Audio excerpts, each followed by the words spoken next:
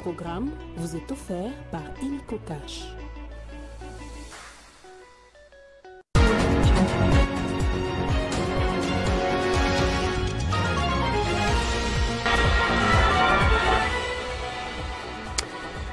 À la une de cette édition du journal, nous ferons une évaluation à mi-parcours des consultations politiques menées par le conseiller en matière de sécurité du chef de l'État à Kinshasa. Tous les caciques de l'Union sacrée ont déjà défilé, sauf l'opposition et la société civile indépendante. Quelle chance accorder à ces négociations? Nous en discuterons avec Florimond Mouteba au début de ce journal. Au Lualaba, une alerte à l'escroquerie au nom de la gouverneure Fifi Masuka a été lancée ce dimanche. Des malfrats ont piraté le numéro de la chef de l'exécutif et l'utilisent pour extorquer des fonds. Ces services ont appelé la population à la vigilance. Les musulmans du monde entier célèbrent à partir de ce dimanche la fin du mois de Ramadan. L'Aïd el-Fitr est marqué cette année par un contexte de guerre dans la bande de Gaza. Au cours de la journée, les croyants s'acquittent traditionnellement d'une aumône et participent à diverses activités festives. Et toujours dans le monde, le bilan est désormais d'au moins 1700 morts en Birmanie et de 17 morts en Thaïlande à la suite des séismes qui ont frappé ces deux pays. La Fédération internationale des sociétés de la Croix-Rouge et du Croissant Rouge a lancé un appel pour récolter en urgence plus de 100 millions de dollars afin de venir en aide aux victimes.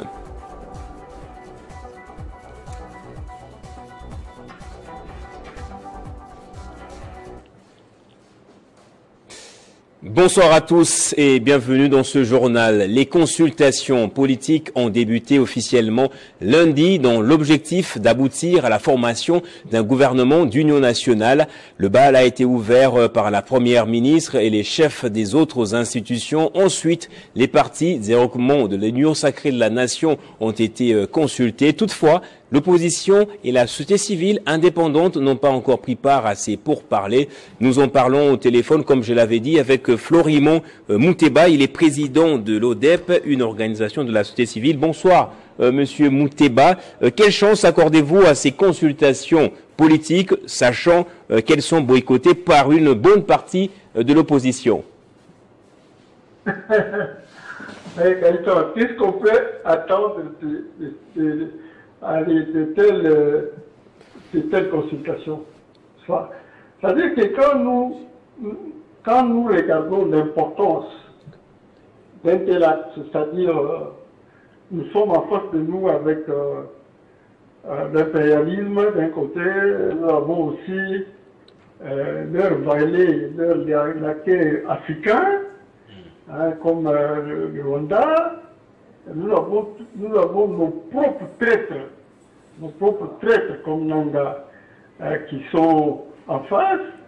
Mais quand vous faites de telles consultations auxquelles ne participe pas la société civile, oui, bien sûr, la société civile crédible et indépendante, nationaliste, et qui ne participe pas de toute l'opposition. Toute l'opposition, donc Kabila, Katumbi, Fayulu, Sessanga, et j'en passe, ils ne participent pas. Mais qu'est-ce que vous cherchez? Qu'est-ce que vous cherchez? À faire une union nationale bis, une union, pardon, ils appellent ça sacrée.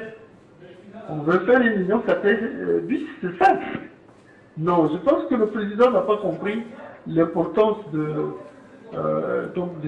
cet acte qu'il devait poser avec à cœur l'international, à cœur d'unir les Congolais devant ces grands défis qui passionnent notre pays, sans état d'âme, sans subjectivité, c'est-à-dire s'élever au niveau d'un véritable chef d'État. Mais de quoi vont-elles alors accoucher ces consultations? Mais ça va toucher un gouvernement Mama Soumina bis, parce que où est-ce que vous avez vu dans tel pays, on prend ce genre d'initiative, la première chose c'est que le gouvernement devait d'abord être dissous. Le gouvernement de Soumina a été dissous. Nous l'avons vu aussi être consulté. Est-ce que Un Premier ministre peut être consulté par le conseiller spécial du chef de l'État. Allez, nous sommes dans quel pays là? Elle est le chef du gouvernement. Ou elle démissionne, et puis vous continuez à travailler. Mais on l'appelle aussi pour consulter elle. À quel titre? Puisqu'elle fait partie, elle est dans la majorité. Alors nous voyons là-bas les gens de l'Union sacrée aller venir, etc. Et ils vont, comme nous les connaissons, excusez-moi, je n'ai pas envie de les injurier, mais c'est de la médiocrité de faire des choses comme ça. C'est vraiment de la médiocrité et vraiment le manque d'amour du Congo, le manque de respect des Congolais, et ils croient que ça va accoucher de quoi? Ça va accoucher de quoi? Vraiment, c'est malheureux, quoi. Florimo Munteba, on est comme dans un stand-by à la fois sur le plan militaire, sur le plan diplomatique et même sur le plan politique depuis les négociations de Doha au Qatar. Alors, que devrait faire la RDC pour tirer profit de ce moment? Regardez, est-ce que vous avez l'impression que le pays bouge dans n'importe quelle direction, positive, même un peu? Non. Il n'y a rien, il n'y a plus rien qui s'est fait. Hein? Il n'y a plus rien qui s'est fait.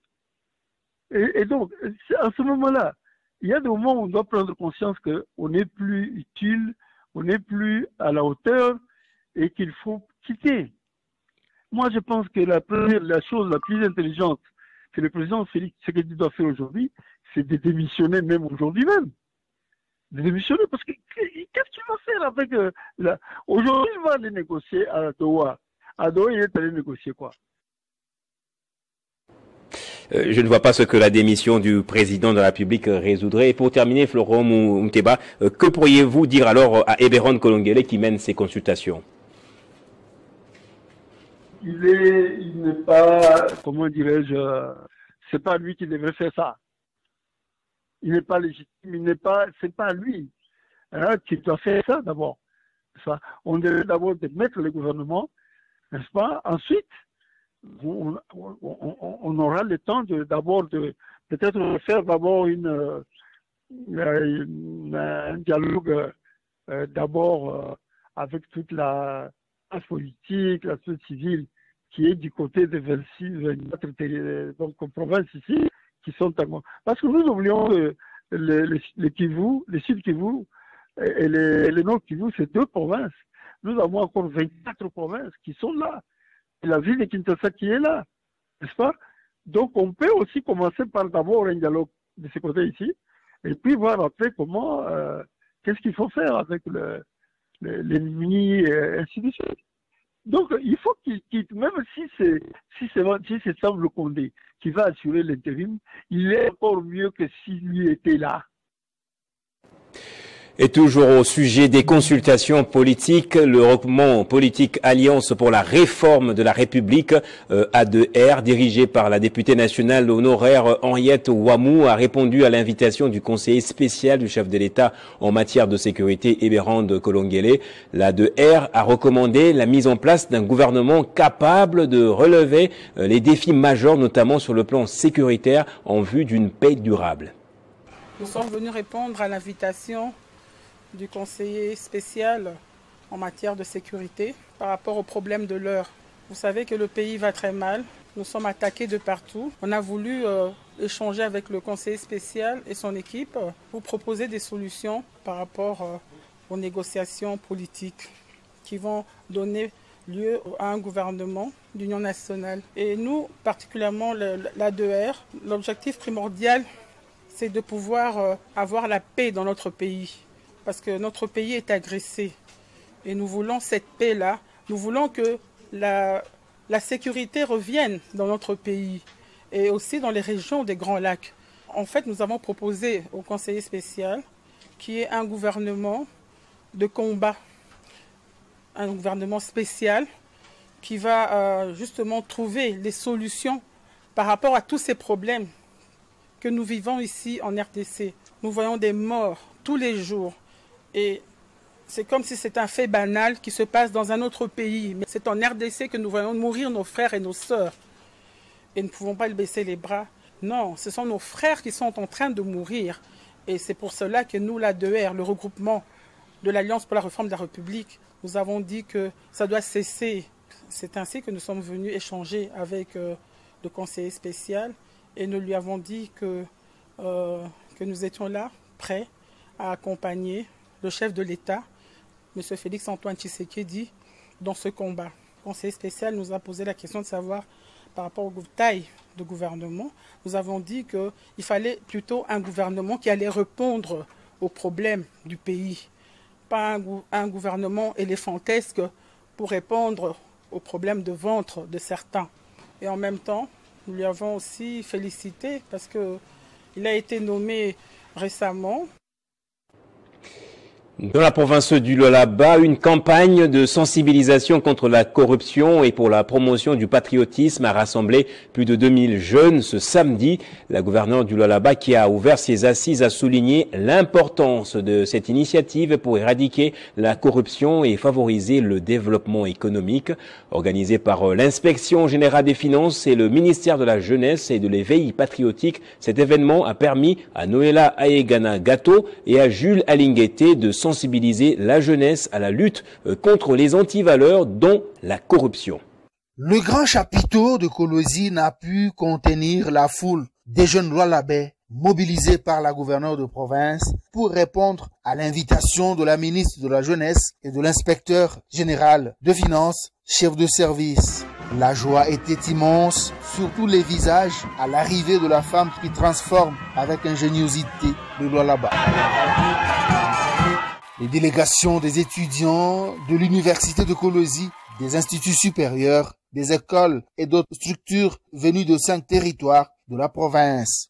Les jeunes députés nationaux, les membres du gouvernement provincial, les députés provinciaux conduits par leur président, Jean-Marie Kasséa Chingambo, étaient parmi les invités remarquables. L'implication de la jeunesse lualabaise et la lutte contre la corruption et la promotion du patriotisme est le thème sur base duquel même les humoristes de renommée nationale et internationale étaient mis à contribution afin de sensibiliser la communauté juvénile du Lualaba à s'approprier ce processus. Si l'inspecteur général de finances, Jules Alinguete, a axé son allocution sur la mise sur pied des structures des jeunes au Lualaba et dans les autres provinces du Congo-Kinshasa pour collaborer avec les inspecteurs de l'IGF dans l'objectif d'étendre cette lutte. La corruption entraîne une concurrence déloyale. Il y a des entreprises qui ne se retrouvent pas, qui se demandent comment tel a pu gagner les marchés. La ministre Noéla Ayegana Gato a quant à elle basé son intervention sur la sensibilisation de l'assistance à l'utilisation des réseaux sociaux en faveur de la défense de la patrie contre la guerre d'agression rwandaise. Ce moment de dialogue et de partage marque un tournant dans la dynamique que nous voulons insuffler à la jeunesse, celle d'une jeunesse éveillée, mobilisée, engagée pour notre nation. Le gouverneur Masuka Saini a rendu hommage au président Tshisekedi pour sa bravoure à piloter le pays dans la lutte de libération du joug de l'influence meurtrière du régime de Kigali dans la partie orientale du pays, plus de 30 ans durant. Elle a ensuite remercié le numéro 1 de la jeunesse au sein du gouvernement de la République et à l'inspecteur général de finances pour le choix porté sur sa province dans ce processus combien salutaire pour le développement de la RDC. Au premier citoyen de notre pays, son Excellence Félix-Antoine Tshisekedi Tshilombo, président de la République et chef de l'État, gérant les hommages les plus déférents et mérités. Lui, le commandant suprême des FARDC, de la police nationale congolaise, qui se déploie sur tout le front pour assurer la stabilité du pays et des institutions, malgré l'agression de notre territoire national par le Rwanda et ses alliés du M23. Ces représentants de la jeunesse de la province cobaltifère ont eu le temps d'adresser quelques préoccupations aux intervenants. L'autorité provinciale a mis en exergue les nombreuses réalisations d'utilité publique, des réalisations qui font plus parler la pensée politique Tshisekedi dans sa juridiction. Pour mon cas, les mots ne sont plus utiles. Mes œuvres parlent. Ceci est une expression de mon dévouement à ma patrie, qui est l'ensemble formé par notre territoire national et sa population, dont une partie est mise sous ma gestion. L'engouement était encore de taille au sortir de l'unique femme gouverneure de la RDC, accompagnée de ses hôtes de marque. Et toujours au là-bas, des escrocs ont piraté le numéro de la gouverneure pour tromper la population. Je le disais dans les titres, ils utilisent son numéro pour extorquer des fonds via des transactions bancaires frauduleuses. Les autorités demandent à toute personne contactée par ces malfrats de signaler l'incident au poste de police le plus proche. Tout à fait autre chose, les leaders religieux ont mis en place un cadre de dialogue avec les partis politiques afin de discuter de la paix dans l'est du pays. Ce samedi, ils ont rencontré le secrétaire général du LGD, Franklin Tiamala, pour une première étape de leur démarche. L'échange a duré plus de 2 heures. Je vous propose d'écouter le cadre du parti de Matata Pogno. Vous savez que notre pays fait face à une crise multiforme qui est consécutive à la guerre qui sévit à l'est de notre pays. Les chefs des confessions religieuses sont porteurs d'une initiative de restauration de la paix et d'édification de la réconciliation nationale dans le pays, dont ils ont souhaité nous parler et sur laquelle ils ont souhaité recueillir nos avis. Nous avons échangé largement là-dessus et les consultations, nous nous sommes promis de poursuivre les consultations là-dessus pour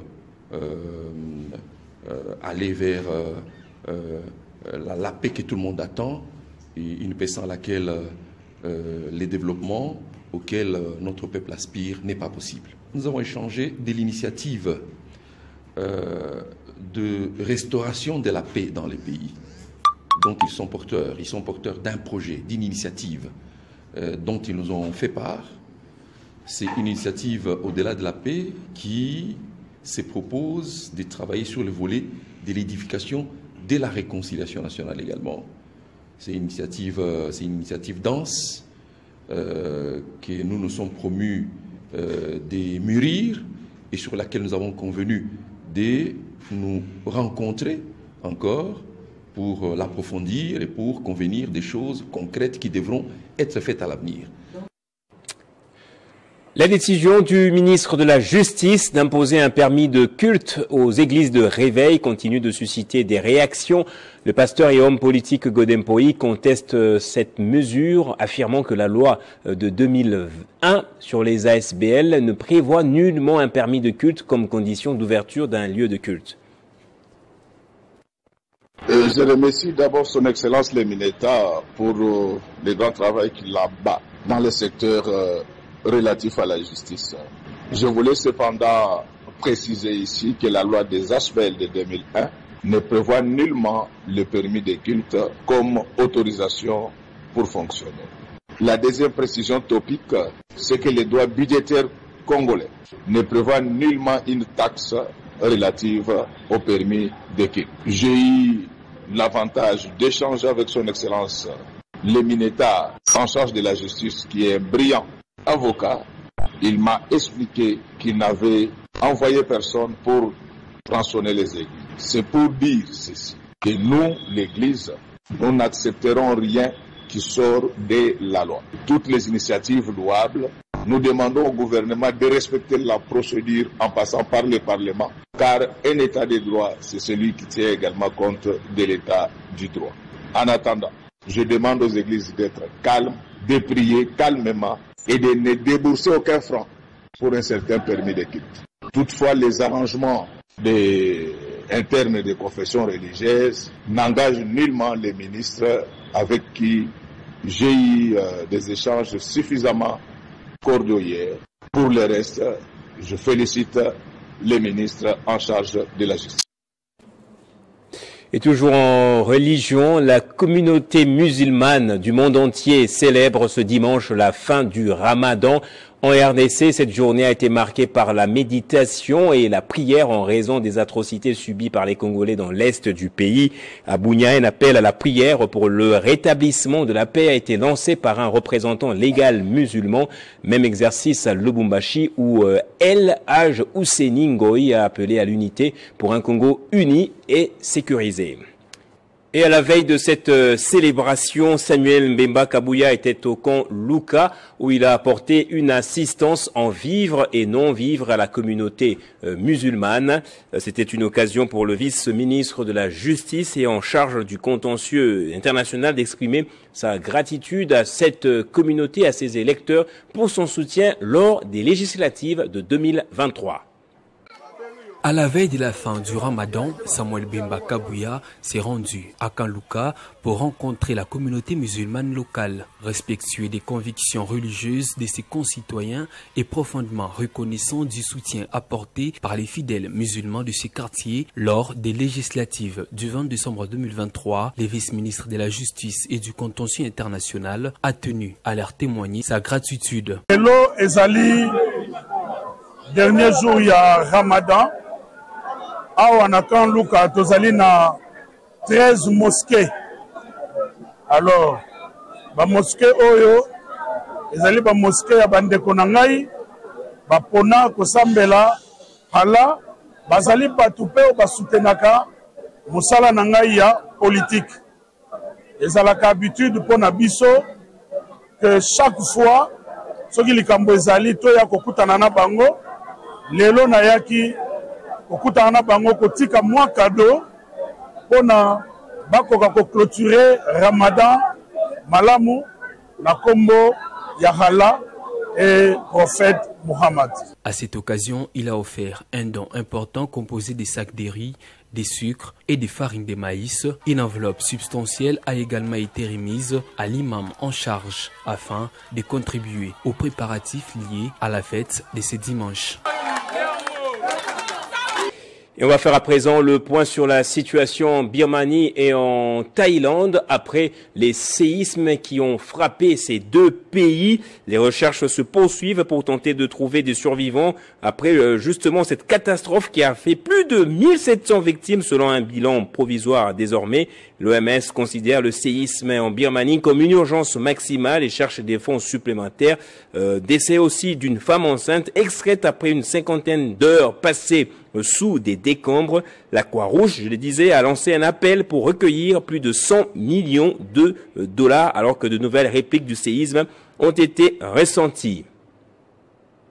Coupe d'Afrique des Nations des moins de 17 ans, la CAN U17 s'ouvre ce dimanche au Maroc avec un match opposant le pays hôte, le Maroc, à l'Ouganda, au stade El Bachir de Mohamedia. 16 nations participent à cette compétition qui sert également de qualification pour la Coupe du Monde U17 de la FIFA prévue cette année au Qatar. Le Sénégal, tenant du titre, et le Maroc, pays organisateur, figurent parmi les favoris de ce tournoi qui se clôturera le 19 avril. Place au rappel des titres à présent.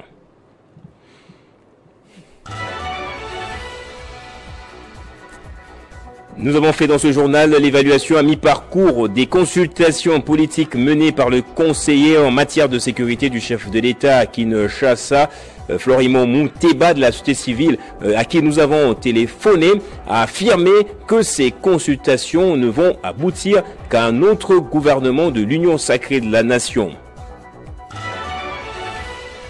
Là-bas, une alerte à l'escroquerie au nom de la gouverneure Fifi Masuka a été lancée ce dimanche. Des malfrats ont piraté le numéro de la chef de l'exécutif et l'utilisent pour extorquer des fonds.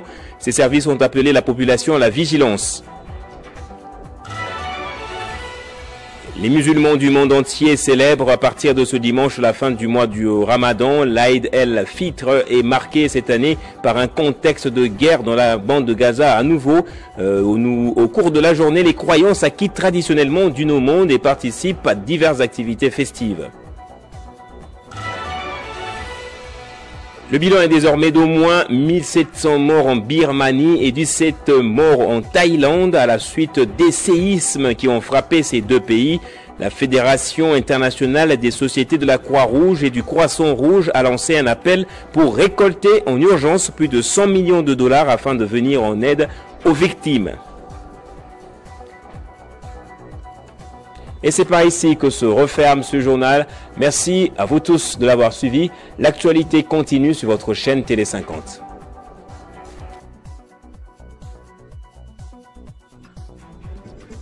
Retrouvez toute l'actualité en continu sur www.tele50.cd. Ce programme vous a été offert par Illico Cash.